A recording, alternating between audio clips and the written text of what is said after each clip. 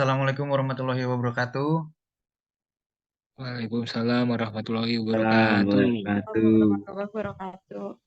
Ya, terima Waalaikumsalam kasih, warahmatullahi terima wabarakatuh. kasih teman-teman yang udah meluangkan waktunya untuk mengikuti Zoom meeting pada malam hari ini. Walaupun ada bola yang lebih menggoda, tapi ini penting juga lumayan. Oke, eh karena Bu Apta belum hadir, maka kita mulai mandiri terlebih dahulu ya teman-teman. Oke, eh sebelum masuk materi, saya ingin perkenalkan nama anggota kelompok. Yang pertama ada Erin Desianingrum, terus kedua ada Faisal Akbar, terus ada saya juga, terus ada Ziko, ada juga Farhan. Sekedar info ini Farhan ini saya nggak tahu nih yang mana orangnya, teman-teman juga nggak tahu. NPM-nya juga kita nggak tahu, makanya kita masukin ini kayak gini aja, gitu. Untuk materi pertama mungkin bisa dijelaskan oleh Erin Desianingrum. Wadahnya dipersilahkan. Baik, terima kasih Firda. Saya akan langsung menjelaskan pengertian konsentrasi. Konsentrasi merujuk pada fokus mental atau pemusatan perhatian yang tinggi pada tugas atau aktivitas tertentu. Contohnya bisa kita lihat gambar di samping, ada cabang olahraga panahan, di mana olahraga tersebut sangat membutuhkan konsentrasi yang tinggi, ketelitian, dan ketetapan. Konsentrasi sangat berperan penting pada penampilan atlet, ya, pada penampilan seorang atlet, dan berkesinambungan timbal balik itu tersebut antara konsentrasi dan juga hasil kinerjanya. Untuk selanjutnya yaitu ada definisi konsentrasi. Satu, The National Coaching Foundation, yaitu konsentrasi adalah tentang memusatkan semua perhatian Anda pada hal-hal yang relevan. Dua, dari Yusuf Hidayat, konsentrasi adalah kemampuan untuk memusatkan perhatian pada tugas dengan tidak terganggu dan terpengaruh oleh stimulus yang bersifat eksternal dan internal. Sedangkan pelaksanaannya mengacu pada dimensi yang luas dan fokus pada tugas-tugas tertentu. Yang ketiga, menurut M. Yunus SB, konsentrasi adalah memusatkan mental terhadap suatu objek dan mempertahankannya dalam waktu yang lama hingga pikiran lain tersingkir. Selanjutnya,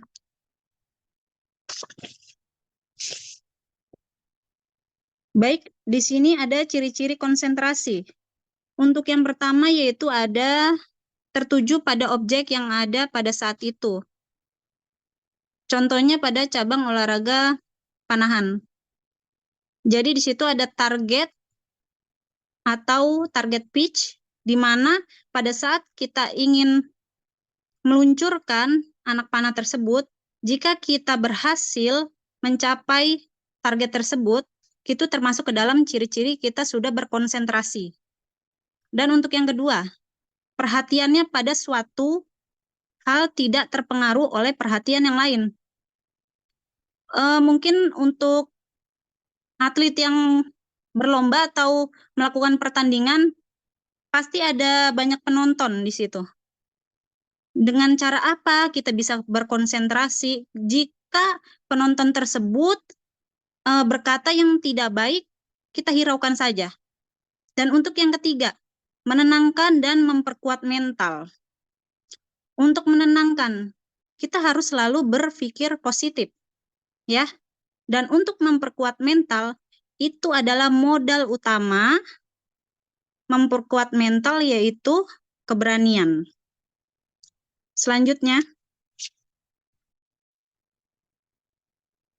cara meningkatkan konsentrasi. Yang pertama, latihan dengan menghadirkan gangguan. Hal ini bertujuan untuk melatih agar konsentrasi kita tidak hilang atau buyar. Contohnya bentuk latihannya itu dengan menghadirkan gangguan atau suara seseorang. Dan untuk atlet harus bisa mempersiapkan diri dan bisa mengatasi gangguan-gangguan tersebut. Ya, dengan cara menghiraukan atau mengabaikan gangguan-gangguan tersebut agar konsentrasi kita tidak hilang atau buyar. Yang kedua, menggunakan kata-kata kunci. Hal ini bertujuan agar kita mampu menyelesaikan tugas sebagaimana mestinya. Ya, untuk contohnya pada seorang pelatih pencak silat. Jika ada atletnya yang sedang bertanding, lalu ia mengatakan tangkis, dan atlet tersebut mengira bahwa kata-kata tersebut itu akan menghindari kita dari tendangan atau pukulan. Untuk yang ketiga, menggunakan pemikiran bukan untuk menilai. Hal ini bertujuan untuk menjaga kestabilan emosional diri. Sering terjadi pada saat atlet melakukan pertandingan atau perlombaan. Kalah ataupun gagal dalam penampilannya, biasanya atlet tersebut akan mengalami emosional yang hilang dan juga terkadang atlet tersebut juga nangis. Bahkan mengecap dirinya sebagai atlet yang buruk atau penampilannya buruk. Padahal tujuannya bukan untuk mengecap seperti itu. Tujuannya yaitu untuk mengevaluasi, ya, untuk introspeksi akan kesalahan dalam penampilan yang kita lakukan agar kedepannya menjadi lebih baik. Untuk yang keempat, menyusun kegiatan rutin. Hal ini bertujuan untuk memperbaiki penampilan yang kurang maksimal, ya. Jadi misalnya olahragawan berkata bisa, dan bisa untuk memfokuskan perhatiannya sebelum memasuki lapangan. Kebiasaan rutin ini membantu olahragawan sebelum dan selama penampilannya, sehingga dapat memfokuskan mentalnya. Dan jelas bahwa rutinitas ini dapat menjadi penampilan otomatis karena dilakukan setiap hari. Yang kelima, rencana-rencana pengembangan kompetisi. Hal ini bertujuan untuk mempersiapkan diri dengan kejadian yang akan datang. Jadi pada saat, contohnya pada cabang olahraga pencaksilat, pada saat kita ingin melakukan pertandingan atau atlet kita melakukan pertandingan, kita akan mempersiapkan kejadian-kejadian yang akan timbul. Dan kita tidak tahu di lapangan itu akan terjadi seperti apa. Untuk atlet laki-laki itu harus menggunakan genital. Untuk apa? Untuk menjaga organ intimnya agar tidak terkena tendangan dari si lawan. Dan juga kita harus mempersiapkan ice bag. Untuk apa? Jika terjadi cedera pada atlet kita. Ya. Dan yang keenam, berlatih mengendalikan mata. Hal ini bertujuan untuk mempercepat kemampuan fokus. Ya. Mengendalikan mata adalah metode memfokuskan konsentrasi. Misalnya, saat pemain panahan. Jadi untuk meluncurkan anak panah tersebut, mata kiri kita harus kita tutup agar terjadi keseimbangan dan konsentrasi dan tepat sasaran pada target pitch tersebut dan mencapai keberhasilan. Dan yang terakhir, yaitu yang ketujuh, tetap memusatkan perhatian setiap saat. Hal ini bertujuan untuk memfokuskan perhatian pada tugas-tugas tersebut. Yaitu memusatkan perhatian setiap saat adalah penting, sebab pikiran individu selalu terbuka untuk masuknya berbagai stimulus atau objek-objek. Oleh sebab itu, individu tetap harus memfokuskan perhatiannya pada tugas-tugas yang sedang dia lakukan atau kerjakan. Baik, selanjutnya akan diteruskan oleh teman saya, Firdaul Haq, silakan. Oke, terima kasih Saudari Erin. Mungkin Ziko mau presentasi di slide selanjutnya? Iya, boleh. Oke, terima kasih. Silakan, Ziko. Metode latihan untuk meningkatkan konsentrasi. Latihan autogenik adalah jenis latihan self-hypnosis untuk mencoba mengembangkan perasaan hangat dan berat.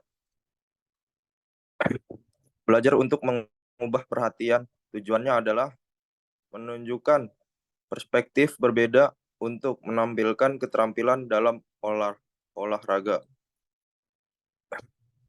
Belajar untuk memelihara fokus dengan cara menemukan tempat tenang tanpa ada gangguan dan temukan objek. Belajar latihan parkir. Tujuannya adalah untuk menghilangkan pikiran negatif dan permasalahan yang terjadi hingga penampilan selesai. Oke, terima kasih Saudara Ziko. Oh, udah. Ya, sama-sama. Ya, selanjutnya akan saya bacakan juga dan presentasikan di slide selanjutnya ini. Oke, yang kelima ada strategi eksternal dan internal. Yang pertama kita bahas adalah strategi eksternalnya terlebih dahulu, yang dimana ada dress rehearsal adalah strategi yang efektif untuk cabang olahraga seperti senam, berenang, menyelam, seperti itu antara lainnya. Nah, contohnya adalah seragam yang baru. Jadi misalnya di lain hal ini juga ada sepak bola mungkin. Nah, itu juga kalau seandainya kita menggunakan sepatu yang bagus, faktor eksternal ini berpengaruh sekali dibandingin dengan sepatu yang kusam, yang udah jelek. Jadi cara performa bermain pun juga mempengaruhi hal itu, begitu. Yang kedua ada simulasi pengalaman bertanding. Di sini tujuannya adalah agar tidak grogi dan terbiasa dengan suasana pertandingan yang sesungguhnya. Yang dimana kalau misalnya kita tahu tekanan dalam pertandingan itu berbeda dengan latihan gitu. Yang dimana mental kita pun juga akan terlatih kalau seandainya kita bertanding, berlatih, tapi mengikuti simulasi pengalaman bertanding ini. Kayak misalnya silat, kita sparring dengan mungkin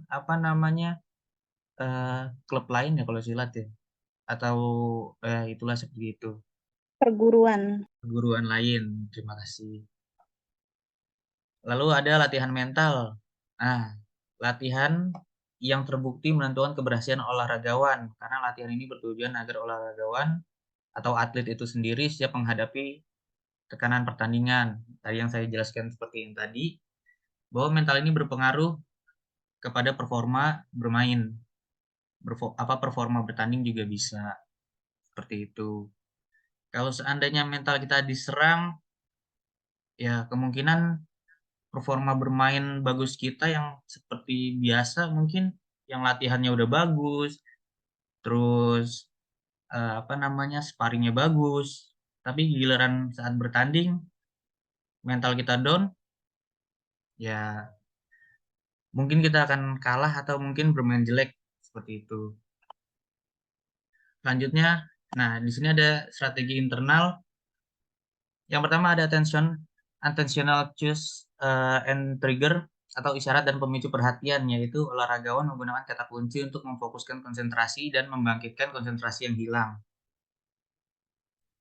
Misalnya di bola, kalau misalnya strategi menyerang, kita pakai formasi 4-1-2-3 gitu. Walaupun sebelumnya misalnya 4-3-3 dan di babak kedua di pertengahan permainan kita memakai ingin menyerang, maka pelatih mungkin akan bilang 4-1-2-3 atau ada kode-kodenya tersendiri begitu. Yang kedua ada mengalihkan kegagalan menjadi keberhasilan, adalah strategi yang dilakukan olahragawan tidak berlarut-larut dalam kegagalan. Nah, ini bertujuan untuk forma juga begitu. Jadi kalau misalnya mungkin eh, misalnya pemain Indonesia ini nanti kalah di Asian Cup terus pulang misalnya, ya agar dia nggak performanya nggak turun, ya mungkin dari segi tim atau segi pelatih bisa membangkitkan apa namanya semangat juangnya lagi agar performanya pun masih bisa stabil atau bisa meningkat begitu. Lalu ada menggunakan feedback elektrodermal, merupakan alat biofeedback yang berfungsi untuk mengidentifikasi komponen stres pada penampilan olahragawan.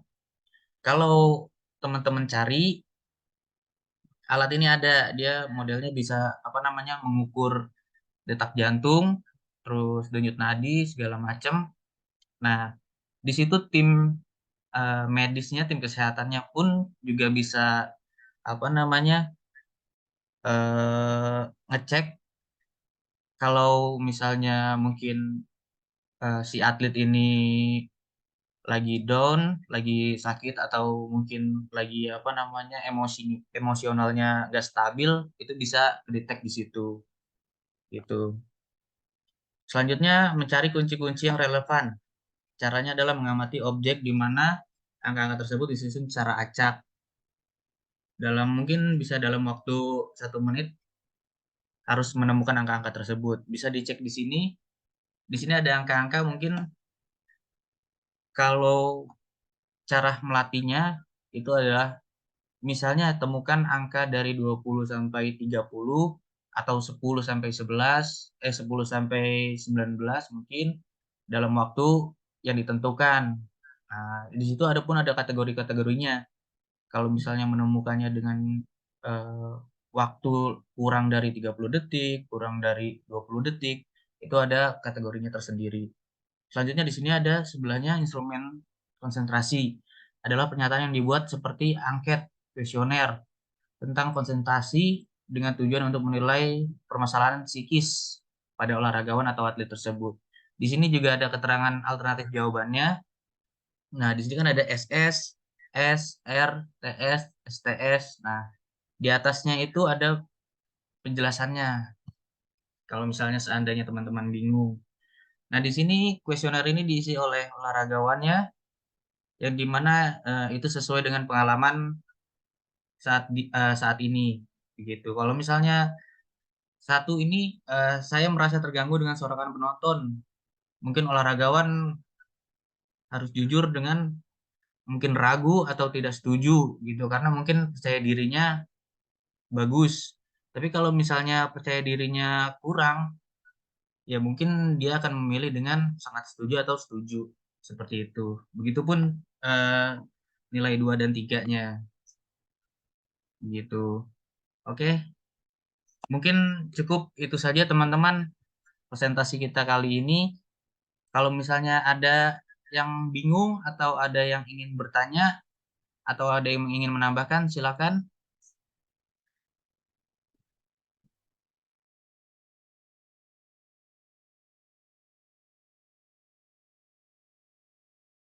Apakah ada yang ingin bertanya, teman-teman?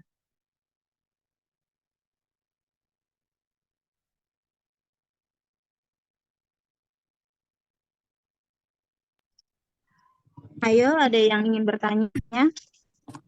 Saya mau nanya, Bang. Oh, ya silakan. Oke. Bentar. Bentar dulu.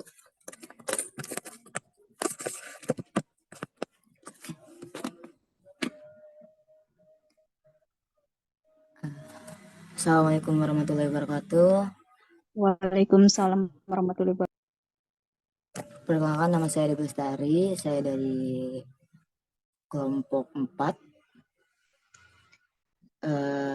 Saya ingin bertanya. Saya ingin bertanya tentang bagaimana konsentrasi mempengaruhi penampilan atlet. Sekian itu saja dari saya. Mohon arahnya dan jawabannya. Terima kasih.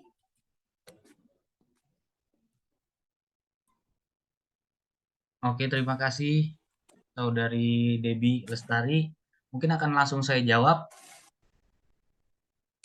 Jadi, kenapa konsentrasi itu mempengaruhi penampilan atlet? Karena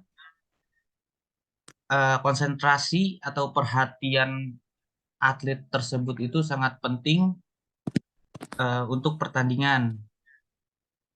Karena kalau misalnya konsentrasinya buyar, itu akan merubah gaya bermainnya, atau mungkin teknik-teknik yang sudah disampaikan oleh pelatih itu dia mungkin lupa, atau mungkin susah mengingatnya, seperti itu. Jadi kalau misalnya dikasih kode ini, harusnya kayak tadi misalnya formasinya harus menyerang tapi dikasih kode ini dia lupa, ya posisi dia bermain pun akan salah, dan itu akan mengganggu dari penampilan tim dan individualismenya, seperti itu. Apakah mungkin ada yang kurang dari penjelasan saya, atau ada yang ingin ditambahkan mungkin? Sudah cukup. Terima kasih sebelumnya sudah memberikan jawaban kontribusinya. Oke, terima kasih. Ini waktunya tinggal 1 menit lagi buat Zoom. Mungkin kita udahin kali ya? Iya. Oke. Sebagai perwakilan dari kelompok 2 ini, dengan materi konsentrasi, saya akhiri. Wabillahi taufiq walhidayah. Wassalamualaikum warahmatullahi wabarakatuh.